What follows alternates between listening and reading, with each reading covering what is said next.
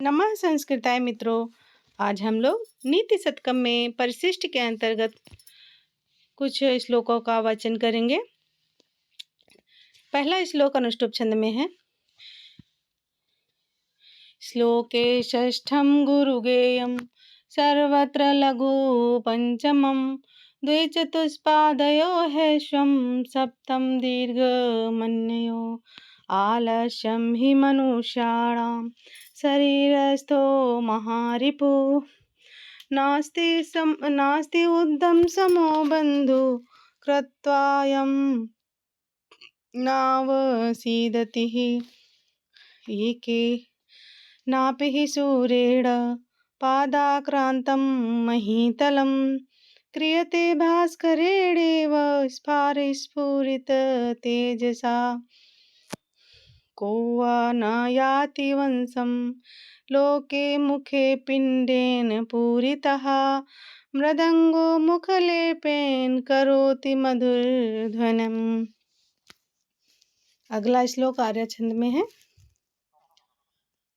यस्यापादे प्रथमे द्वादश मात्रास्त्रिता तृतीयपि अष्टादश द्वितीये चतुर्थके पंचदशार्या यदि नामदैवगत्या जगत् सरोज कदाचिदपि जातम् अवकरनिकरं विकरति तत् किं कृकवा कुर्युः हंसः। शालिनी छंद में है। मातौ गोचे शालिनी वेदे लोकै एको देवा केशवो वा शिवो वा एकं मित्रं भूपतिर्वा यतिर्वा एको वा पत्तने वा बने वा एका नारी सुंदरी वा दरी वा। आर्य छंद में। यस्यापादे प्रथमे द्वादश मात्रास्तथा तृतीयेऽपि अष्टादश द्वितीये चतुर्थके पंचदशार्या परिचरितव्यासन्तः यद्यपि कथयन्ति नो सुपदेशं यासत् येषां स्वैरकथास्तथा तथा एव भवन्ति शास्त्राणि। उपजाति छंद में है।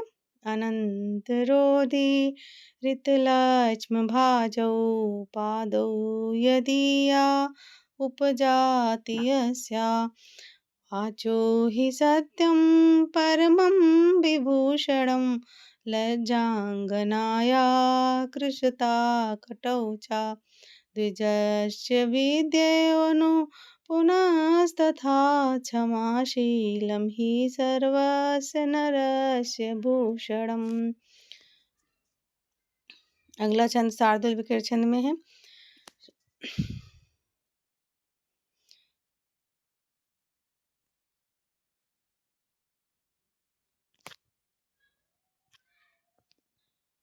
सूर्यासौ यदि महौषजौ सततगः शार्दूलविक्रीडितम् आग्राह्यं हृदयं तथैव बदनं यदर्पणान्तर्गतं भावः पर्वतसूक्ष्ममार्गविषमा स्त्रीणां न विज्ञायते चित्तं पुष्करपत्रतोयतरलं विद्वद्भिराशंसितं नारीणां विशाङ्कुरे युवलता दोषसमं वर्धिता शार्दूलविक्रीडितम् चोद्रा सन्ति सहस्रशः स्वभरणा व्यापारमात्रोद्यता स्वार्थो यस्य परार्थ एव स पुमानेकः सतामग्रणी पुष्पो दुष्पोदर पूर्णाय पिबति स्रोतः पतिं बाडवो जीमूतस्तु निगाध संभृत जगत् सन्तापविच्छित्तते शार्दूलविक्रीडितम् सूर्याश्वयदिमः सजौ सततगा शार्दूलविक्रीडितं किं कुर्मश्य भरव्यथा न वपुषि श्यामं न क्षिपते सयत् किं वा नास्ति परिश्रमो दिनपते आस्ते न निश्चला किं त्वम् अङ्गीकृतम् उत्सृजन् स्वमानसा श्लाघ्यो जनो लज्जते निर्वाहः प्रतिपन्नवस्तु सुसताम् एतद्विधि गोत्रव्रतं शार्दूलविक्रीडितम्। अगला छंद उपजाति में है। अनन्तरोदीरितलक्ष्मभाजौ पादौ यदि या उपजाति यस्या आयेषां न विद्या न तपो न दानं ज्ञानं न शीलं गुणो न धर्मा ते मृत्युलोके भुवि भारभूता मनुष्यरूपेण मृगाश्चरन्ति। अगला श्लोक अनुष्टुप छंद में। श्लोके षष्ठं गुरुगेयं सर्वत्र लघु पंचमं द्विचतुष्पादयो ह्यश्वं सप्तं दीर्घमन्यो परं पर्वतदुर्गेषु भ्रान्तं वनचरैः सह न मूर्खजनसम्पर्कः सुरेन्द्रभवनेष्वपि। अगला शार्दूल विक्रीड छंद में। सूर्याश्वयदिमः सजौ सततगा शार्दूलविक्रीडितं सूनु सचरितः सती प्रियतमा स्वामी प्रसादोन्मुखः स्निग्धं मित्रं वञ्चकः परिजनो निष्क्लेशक्लेशं मनः आकारो रुचिरः स्त्रीश्च विभवो विद्यावदातं मुखं तुष्टेविष्टपहारिणीष्टदहरो सम्प्राप्यते देहिना शार्दूलविक्रीडितम्।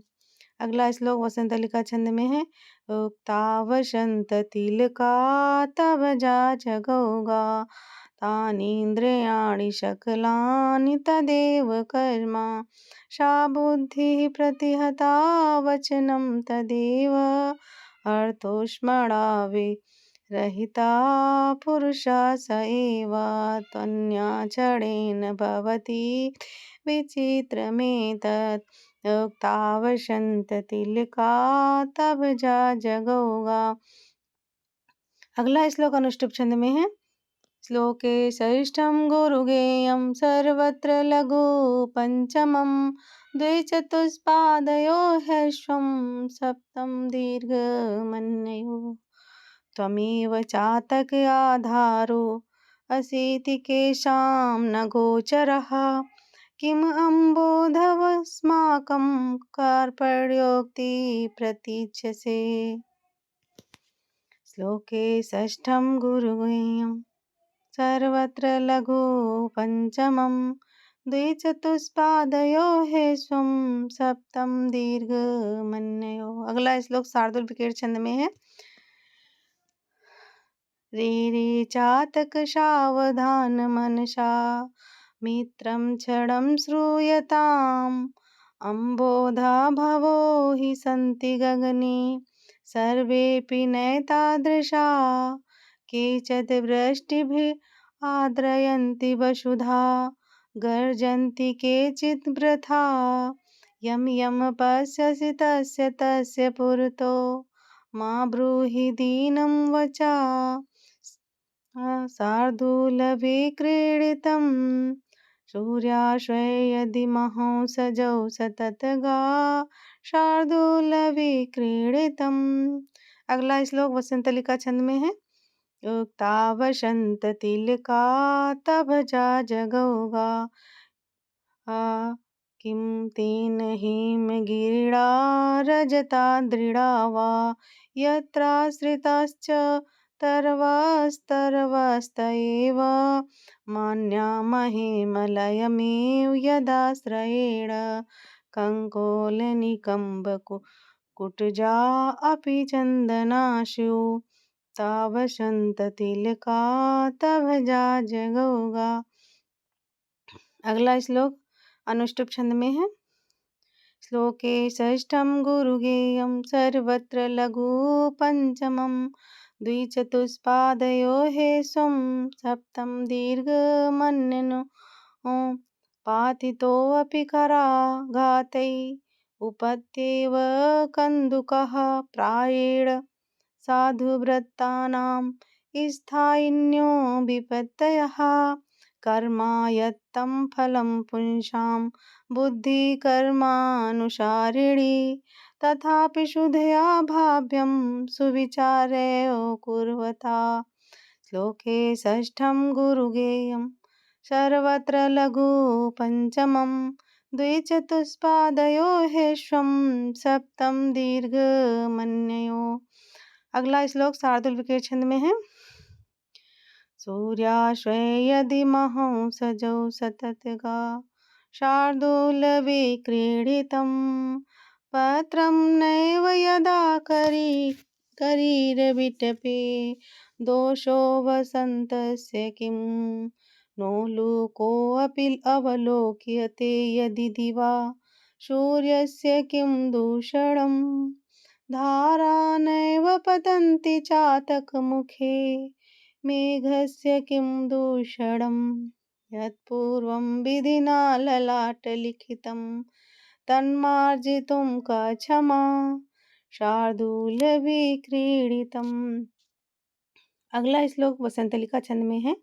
उक्ता वसंततिलका तभजा जगौगा या चिन्तयामि सततं मयि सा विरक्ता शाप्यन्यमिच्छन्ति जनं स जनोऽन्यशक्ता अस्मत्कृते च परिशुष्यति कदाचिदन्या दीक्तां च तं च मदनं च इमां च मां च दीक्तां च तं च मदनं च इमां च मां च उक्ता वसंततिलका तभजा जगौगा।